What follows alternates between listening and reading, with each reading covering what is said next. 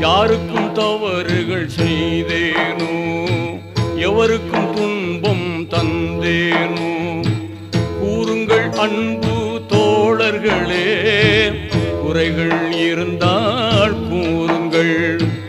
எப்போதேனும் சிறு பிழைகள் என் வாழ்வு ஏதும் செய்தேனோ, தப்பாது இங்கே சொல்லிடுவீர், தயங்காமல் அதனை ஏற்றிடுவீர். ஒரு நாள் மதீனா நகர்தனிலே ஓங்கு மஸ்ஜித் நபவியிலே